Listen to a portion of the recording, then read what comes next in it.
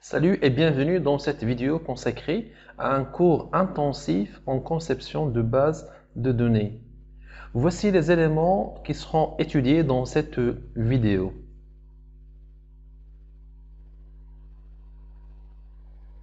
Alors, commençons par le premier élément, qu'est-ce qu'une base de données? Alors, qu'est-ce qu'une base de données? Une base de données est un ensemble de données qui sont structurées, organisées et stockées dans un support de stockage. Donc, une base de données est constituée d'un ensemble de tables. La table est structurée en lignes et en colonnes. Les lignes sont les enregistrements et les colonnes, ce qu'on appelle les champs ou les attributs. Alors, le but d'organiser les données est que lorsque nous voulons extraire certaines données, le système doit nous les fournir de façon rapide et sans erreur. Par exemple, dans une société commerciale, nous voulons lister les produits, c'est-à-dire leur nom et leur prix, les plus vendus durant le dernier trimestre. Donc, le système doit extraire ces informations de façon facile et rapide. Alors, passons maintenant à un deuxième point qui est pourquoi modéliser une base de données. Alors, cette base de données ou bien créer une base de données est une tâche difficile et peut être considérée comme complexe. Ainsi, la meilleure manière d'étudier un système complexe est de lui donner une présentation graphique afin de faciliter son étude. Et comme la création d'une base de données est un processus complexe, il vaut mieux passer par la modélisation. Alors, c'est quoi la modélisation? C'est la représentation graphique du système à étudier ou bien du système complexe. Donc, Meurize est une méthode qui nous aide à modéliser une base de données. D'ailleurs, dans cette vidéo, nous allons utiliser le modèle conceptuel des données de la méthode de Meurize. Vous pouvez aussi utiliser le modèle de données en UML, donc il s'appelle aussi diagramme de classe. Alors, vous pouvez revenir à mes vidéos pour savoir modéliser une base de données en utilisant UML. Alors, vous trouvez le lien dans la partie description. Alors, qu'est-ce qu'un modèle conceptuel des données? Donc, un modèle conceptuel des données, ce qu'on dit généralement en abréviation MCD, donc est une représentation qu'on voyait sur le schéma, c'est une représentation graphique donc des informations du cas à étudier. Donc voici donc un exemple, donc une figure d'un exemple du MCD. Alors, dans le MCD, c'est-à-dire le modèle conceptuel des données, nous utilisons des concepts. Alors, les concepts qui sont utilisés, il s'agit de ce qu'on appelle la propriété. Il y a identifiant, entité, relation association, occurrence et cardinalité. Alors, nous allons définir le premier concept qui est propriété. Alors, qu'est-ce qu'une propriété? Donc, prenons un exemple. Donc, vous êtes amené à élaborer le modèle conceptuel des données d'un lycée, par exemple. Et comme nous avons dit que le modèle conceptuel des données est une représentation graphique des informations du cas à étudier. Donc, nous vous demandons, par exemple, d'élaborer le modèle conceptuel des données d'un lycée à partir des informations suivantes. Donc, vous voyez ici certaines informations.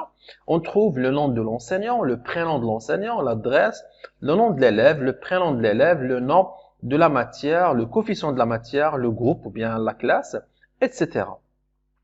Alors ici, le nom de l'enseignant, le prénom donc de l'enseignant, l'adresse.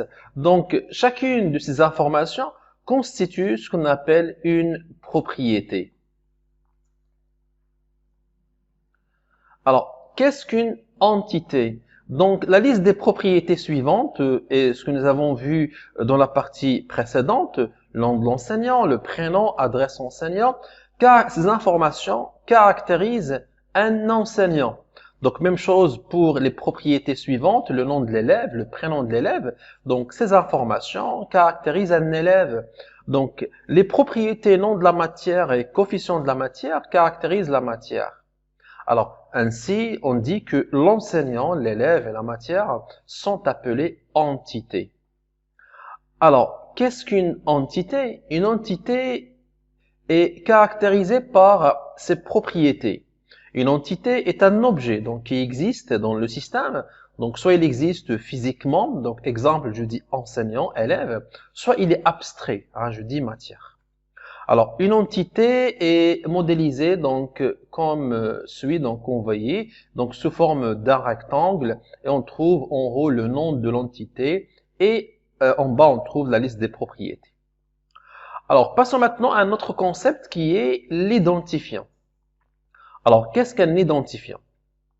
Alors prenons la liste des propriétés suivantes. Alors on a le nom de l'enseignant, le prénom de l'enseignant et l'adresse de l'enseignant. Alors ces propriétés caractérisent un enseignant et nous avons besoin d'une autre propriété pour distinguer les enseignants. Donc la propriété non enseignant ne peut pas faire la distinction entre enseignants. Deux enseignants peuvent avoir le même nom. Donc ainsi, nous allons ajouter une nouvelle propriété qui sera appelée numéro enseignant, tel que chaque enseignant doit avoir un seul numéro. Alors cette nouvelle information qui est le numéro enseignant est l'identifiant. Donc on peut dire que l'identifiant est une propriété qui permet de distinguer de façon unique donc le détail d'une entité. Alors normalement, chaque entité doit avoir un identifiant. Alors, donc jusqu'à maintenant, nous avons vu l'entité. Une entité doit avoir un nom et chaque entité a ses propres propriétés. Et dans l'entité, on doit trouver l'identifiant. Alors, passons maintenant à un autre concept qui est la relation. Qu'est-ce qu'une relation? Alors, soit la phrase suivante, donc un enseignant, plutôt je vais dire l'enseignant Ali enseigne la matière arabe. Alors, dans cette phrase, nous dégageons deux entités. Alors, il s'agit de enseignant et matière.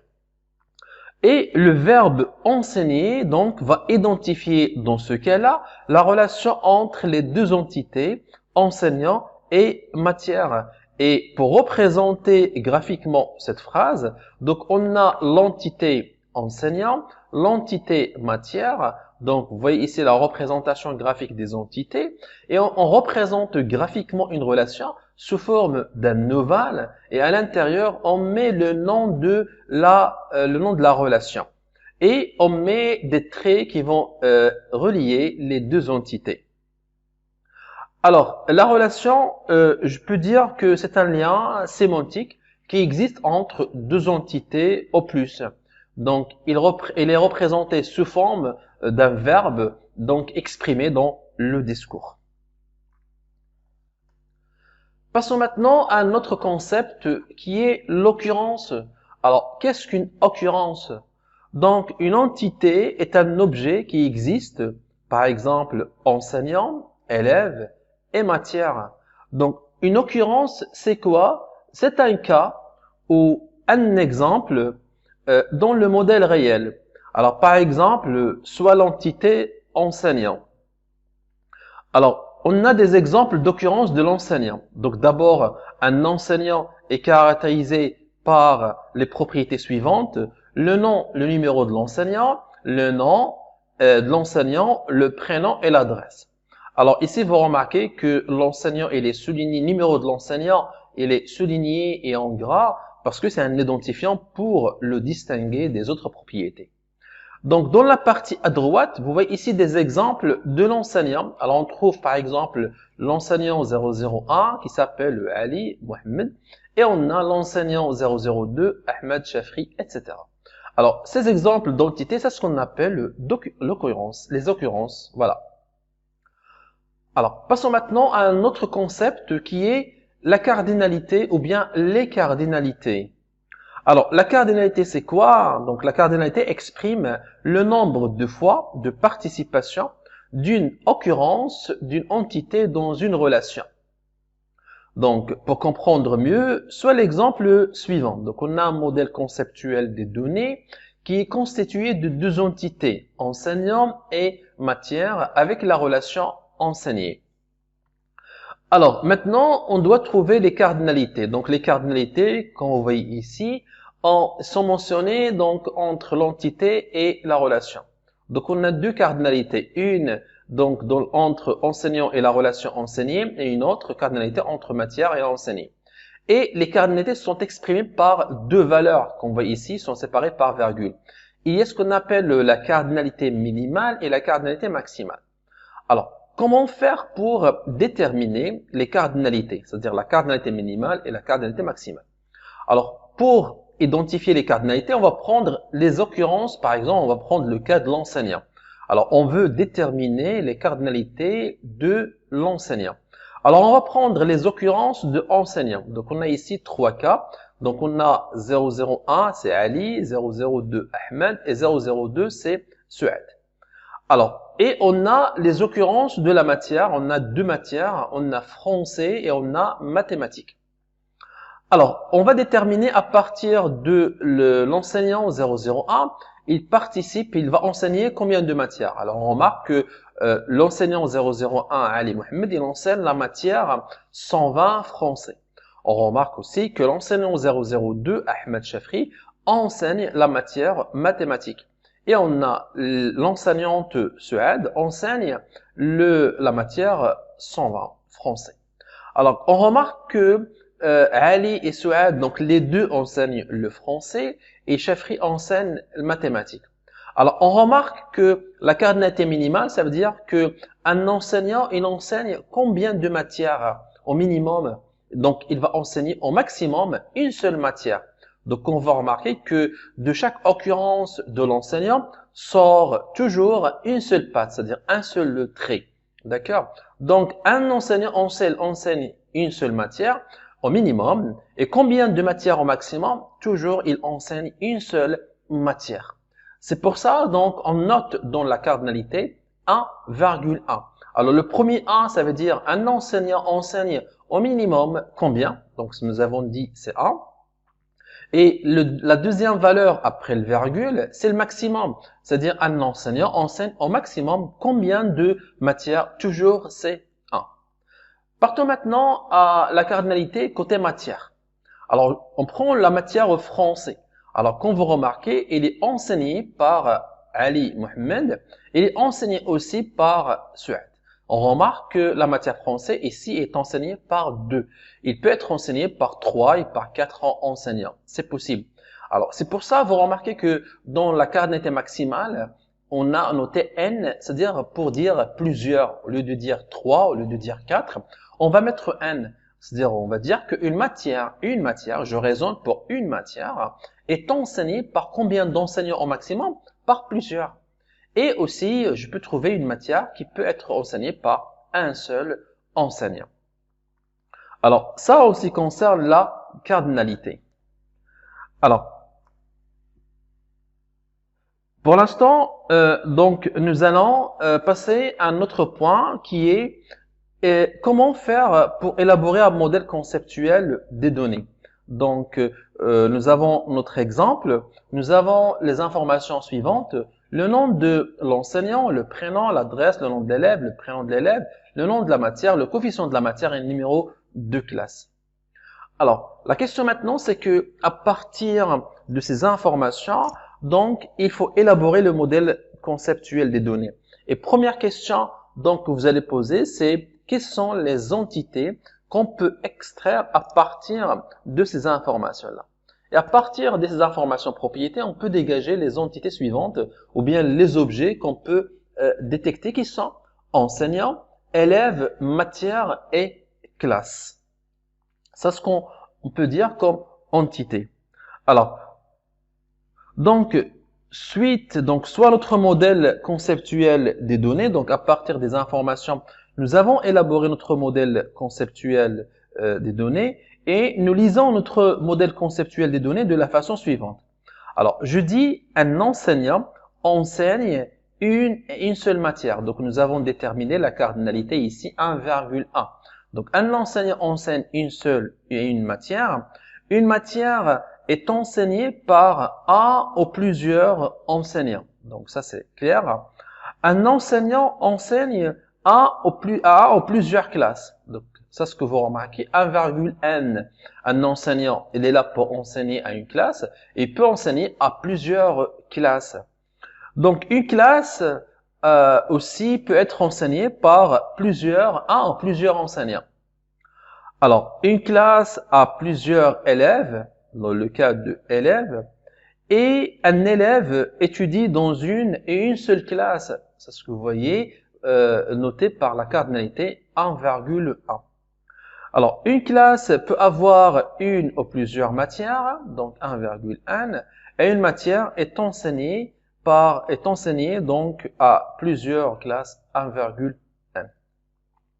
Donc, comme vous remarquez, c'est que à partir des informations, donc on doit détecter les entités et ensuite on doit identifier les relations, déterminer les cardinalités.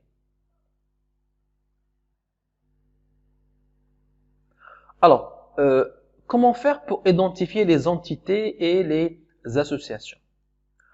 Alors, identifier les entités, donc pour identifier une entité, vous essayez de grouper de façon homogène les informations qu'on appelle propriétés, de telle façon que ces informations regroupées constituent donc ce qu'on appelle les propriétés de l'entité. Alors, ou à partir du discours, c'est-à-dire des phrases formulées, ou bien que vous avez écoutées, donc vous essayez de dégager les objets faisant partie du monde réel. Alors, en ce qui concerne les relations, donc la meilleure façon d'identifier les relations est de les dégager à partir des discours. Généralement, ce sont les verbes qui constituent les relations. Alors, soit l'exemple suivant. Donc, on a ici le client SBS. Donc, ça, c'est par exemple, c'est un texte. On a le client SBS, donc c'est le nom du client, qui a fait la commande 001. Cette commande contient les produits suivants. Alors, quels sont les produits de cette commande?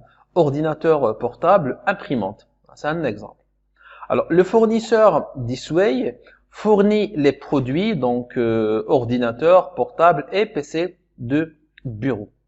Alors, à partir de ces informations, on va essayer de créer ce qu'on appelle le modèle conceptuel des données. Donc, à partir de ce discours-là, ou bien de ce texte, on détecte les entités suivantes. Client, commande, et d'ailleurs, vous remarquez que le client, SBS, quoi, a fait, donc le verbe a fait, quoi, une commande. Donc ici, vous remarquez, il y a l'entité client, l'entité commande, et on a établi une relation faire entre ces deux entités. Alors ensuite, nous avons la phrase « Cette commande contient les produits ». Donc on a deux entités, commande et produit, et on a la relation contenir. Donc commande contient produit.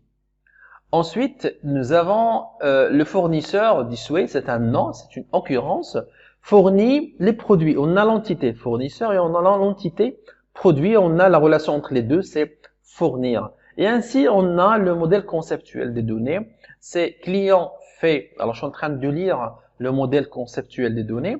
Donc, client fait commande. Commande contient des produits et les produits fournis par un fournisseur. Bien sûr, ici, ce qui manque, c'est les cardinalités. Mais l'objectif ici, c'est juste de comment faire pour identifier les entités et les associations.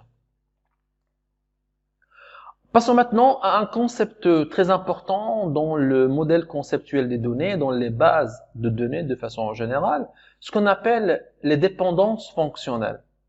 Alors, qu'est-ce que les dépendances fonctionnelles? Donc, les dépendances fonctionnelles expriment les relations entre les propriétés. Donc, nous disons qu'il y a une dépendance fonctionnelle entre deux propriétés, P1 et P2, si pour une valeur de P1, il doit y avoir une seule valeur de P2. Et on note donc P1 flèche P2 et on lit P1 détermine P2, ou bien P2 plutôt dépend fonctionnellement de P1.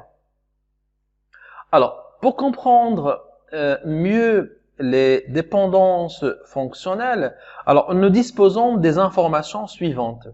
Alors, on a le numéro de l'enseignant, le nom de l'enseignant, le prénom de l'enseignant, numéro de la matière, le nom de la matière, le numéro de l'élève et numéro de classe. Alors, on va essayer de déterminer les dépendances fonctionnelles entre ces différentes propriétés. Alors, on dit que numéro enseignant détermine le nom de l'enseignant, c'est-à-dire qu'il y a une dépendance fonctionnelle entre le numéro de l'enseignant et le nom de l'enseignant. Alors, pour que cette dépendance soit correcte, il faut que pour une seule valeur de numéro de l'enseignant, il faut qu'il y ait toujours une seule valeur de nom de l'enseignant. Et ça, c'est correct, parce que nous avons dit que le numéro de l'enseignant, c'est un identifiant, et il détermine de façon unique un seul enseignant. C'est-à-dire toujours pour un seul numéro de l'enseignant, il y a toujours un seul nom de l'enseignant. Même chose pour le numéro de l'enseignant. Le numéro, il y a combien de prénoms? Pour un seul numéro, il y a toujours un seul prénom. C'est une dépendance qui est correcte. Alors, je prends le cas du numéro de l'enseignant détermine le numéro de la matière. Est-ce que c'est une dépendance fonctionnelle qui est correcte? Oui, il est correct. Pourquoi? Parce que pour un seul enseignant, c'est-à-dire qui est identifié par son numéro, il y a toujours combien de matières? Toujours, il y a une seule matière. On est dans un cas de lycée. Alors, le numéro de la matière, est-ce qu'il détermine le nom de la matière? Oui, pour un seul numéro, il y a un seul numéro, nom de matière. Alors, pour le cas de l'élève, est-ce que le numéro de l'élève détermine le numéro de classe? C'est-à-dire, pour un seul numéro d'élève, il y a combien de classes? Donc, toujours, un élève appartient toujours à une classe. Alors, passons maintenant à d'autres dépendances et on va poser la question, est-ce que ces dépendances fonctionnelles sont correctes? Est-ce que le nom de l'enseignant détermine le numéro de l'enseignant? Ça, c'est faux. Pourquoi? Parce que je peux avoir deux enseignants qui ont le même nom, mais chacun a son propre numéro. Donc, pour un seul nom, il peut y avoir plusieurs numéros, ce qui veut dire que ce n'est pas correct. La deuxième dépendance fonctionnelle.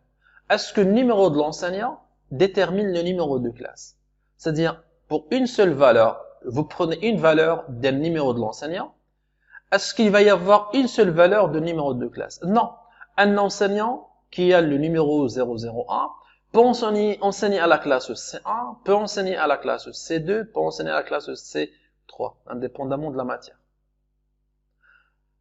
Passons maintenant à la troisième dépendance fonctionnelle. Numéro de classe, est-ce qu'il détermine le numéro de l'enseignant? Non, parce que pour une classe, il va y avoir plusieurs enseignants. Dans une classe, pour le cas de la dernière dépendance fonctionnelle, pour une classe, il y a combien d'élèves? Il y a plusieurs. Ce qui veut dire pour un seul numéro de classe, il y a plusieurs. Ce qui veut dire que toutes ces dépendances fonctionnelles ne sont pas correctes. Alors, parmi les rôles importants des dépendances fonctionnelles est qu'elles permettent de placer les propriétés dans les entités, dans les relations. Vous trouvez du mal à placer les propriétés dans les entités. Dans ce cas-là, les dépendances fonctionnelles nous aident beaucoup pour mettre les entités soit dans les entités, soit dans les relations, bien associations. Alors, une règle, il faut jamais oublier ça. Toutes les propriétés d'une entité doivent dépendre fonctionnellement de l'identifiant. Vous avez l'exemple ici, enseignant. Donc, on a le code enseignant, c'est la clé, c'est l'identifiant. Et alors, le code enseignant détermine le nom de l'enseignant, détermine le prénom de l'enseignant, détermine l'adresse de l'enseignant. Ce qui veut dire que toutes les propriétés de l'enseignant doivent dépendre fonctionnellement de l'identifiant qui est ici le code enseignant.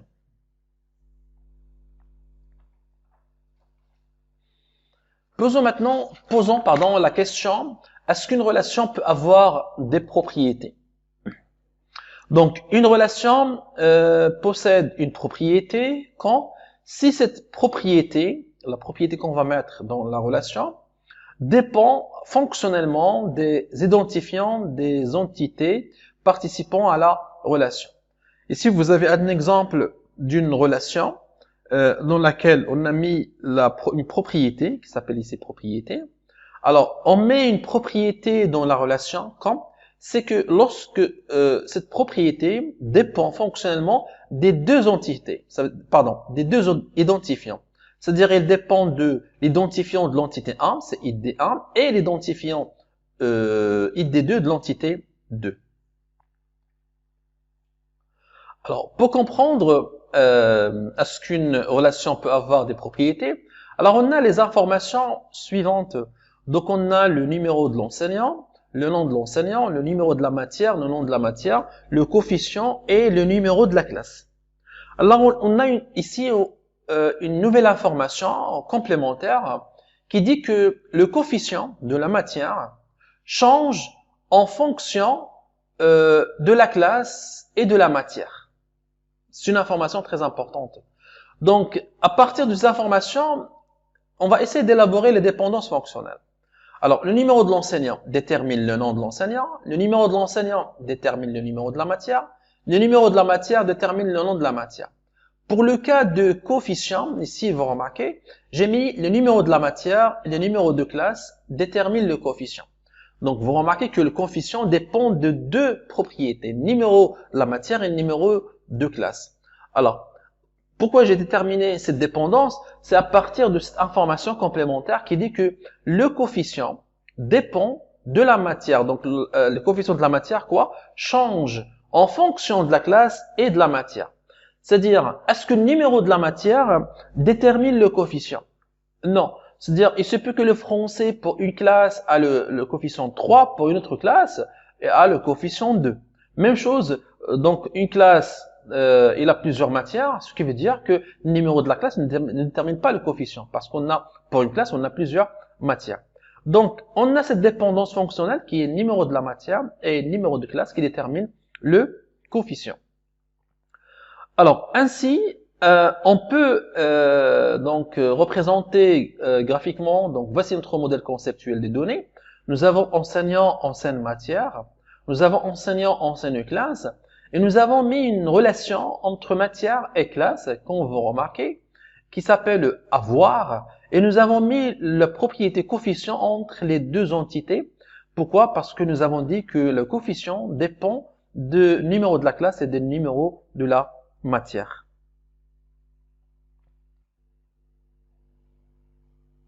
L'entité date. Alors, parfois, on est obligé de créer une entité qui s'appelle date. Alors, prenons l'exemple. Donc, soit l'information suivante. Un enseignant enseigne une matière pour une classe dans une date.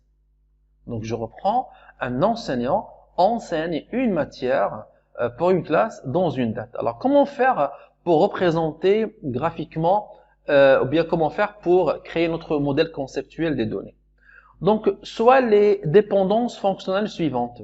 Donc, le numéro de l'enseignant détermine la date de cours. C'est une date de cours.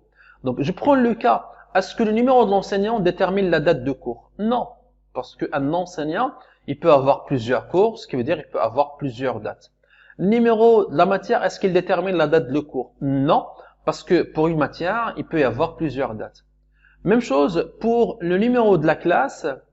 Est-ce que le numéro de la classe détermine la date de cours? Non. Pour une classe, il y a plusieurs dates de cours. Alors, dans ce cas-là, je prends les trois identifiants. Numéro de l'enseignant. Alors, pour un enseignant, une matière, une classe. Donc, un enseignant, il peut enseigner une matière pour une classe dans une date. Il peut enseigner la même matière pour la même classe dans une autre date. Ce qui veut dire que toutes ces dépendances ne sont pas correctes. À partir de ces dépendances, je remarque que la date cours, est-ce que je peux le mettre dans l'entité enseignant? Vous pouvez le mettre dans l'entité enseignant si le numéro de l'enseignant détermine la date. Et dans ce cas-là, nous avons dit que le numéro de l'enseignant ne détermine pas la date. Ce qui veut dire que date cours ne trouve pas place dans l'entité enseignant. Est-ce qu'on peut mettre la date dans la matière? Non. Parce que, est-ce que le numéro de la matière détermine la date? Non. Pour une matière, il peut y avoir plusieurs dates de cours. Est-ce qu'on peut mettre la date dans la classe? Non. Parce que le numéro de la classe ne détermine pas la date. N'oubliez pas, j'ai dit que pour mettre une propriété dans une entité, il faut obligatoirement, toutes les propriétés doivent dépendre obligatoirement de l'identifiant. Alors, puisque la date, on ne peut pas le mettre dans l'entité enseignant, on ne peut pas le mettre dans l'entité matière, on ne peut pas le mettre dans l'entité classe. Est-ce qu'on peut le mettre dans l'association enseignée? Alors, on peut le mettre dans l'entité enseignée, plutôt dans la relation enseignée. Dans ce cas-là, c'est que numéro de l'enseignant, numéro de la matière et numéro de classe doivent déterminer la date. Et nous avons dit que cette dépendance-là n'est pas correcte.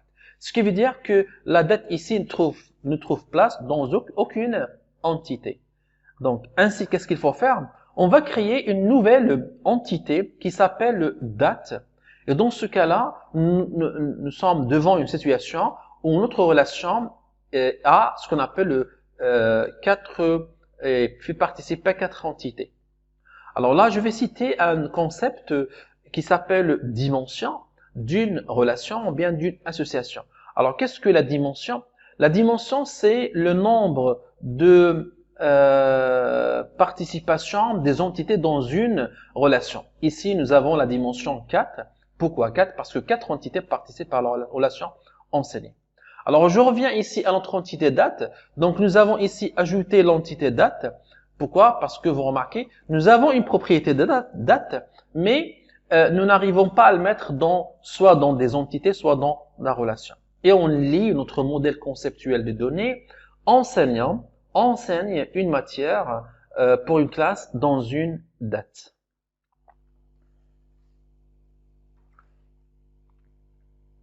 Alors, passons maintenant à un point très important et à la dernière étape de notre processus de conception de base de données.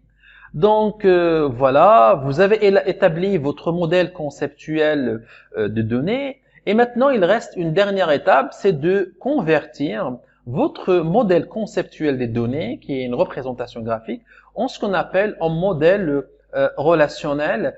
Le modèle relationnel, c'est notre future base de données. Alors, dans le modèle relationnel, on utilise aussi de nouveaux concepts. Nous avons dit que dans le modèle conceptuel des données, nous avons des concepts, et dans le modèle relationnel, nous avons de nouveaux concepts. Alors, nous avons le premier concept, c'est ce qu'on dit relation ou table. Alors ici, le terme relation, ça n'a rien à voir avec relation du MCD. La relation du MCD veut dire l'association. Alors ici, on parle soit de relation, soit on dit table. On parle de clé principale, on dit aussi clé étrangère, et on a le champ et attribut, et on a un autre concept qui est enregistrement ou bien tuple. Ça, c'est des concepts qui sont utilisés dans le modèle relationnel ou bien dans notre future base de données. Alors, pour convertir votre modèle conceptuel de données en base de données ou bien en modèle relationnel, il suffit de suivre les règles suivantes. Alors, la première règle, donc la règle 1, qu'est-ce qu'il dit? Chaque entité devient une table ou bien une relation. Donc, toute entité devient une table ou une relation, sauf l'entité date. L'identifiant devient ce qu'on appelle la clé principale et la propriété devient ce qu'on appelle champ ou attribut. D'une autre façon, dans le modèle relationnel, dans les bases de données, on ne dit pas entité, mais on dit table ou relation. Dans le modèle relationnel, on ne dit pas identifiant, mais on dit clé. Et dans le modèle relationnel, on ne dit pas propriété, mais on dit champ. Ça, c'est la règle 1. Alors, la règle 2, vous avez une relation, donc ou bien une association, là je parle du cas du modèle conceptuel des données, vous êtes devant une relation ou association binaire. Alors, ça veut dire quoi binaire? Une relation qui fait participer deux entités. Et la relation a les cardinalités suivantes. Étoile n et étoile 1. Ici, j'ai mis étoile pour dire soit 0, soit 1. Voilà. Alors, vous êtes devant un cas où on a une relation binaire avec les cardinalités étoile 1, étoile 1. Alors, qu'est-ce qui se passe ici? Donc, la règle, qu'est-ce qu'il dit? Donc, les deux entités deviennent des tables. Donc, nous avons déjà dit ça. Alors, l'identifiant de l'entité étoile, virgule n, donc je dis l'identifiant de l'entité côté étoile, virgule n, sera dupliqué en tant que clé étrangère dans la table issue de l'entité 1,1. Et l'association va disparaître. Vous n'avez pas encore compris? On va prendre l'exemple pour comprendre mieux. Alors, nous avons ici une relation binaire, une relation qui fait participer deux entités qui s'appellent enseigné. Nous avons les deux entités enseignant et matière. Alors, les deux entités vont devenir des tables, comme vous remarquez. Et qu'est-ce qui se passe? Alors, nous avons dit dans la règle 2, c'est que l'identifiant de l'entité étoile, virgule, n. Alors, ici, je parle de l'entité matière. Là, on a 1, virgule, n. Alors, qu'est-ce qui se passe ici?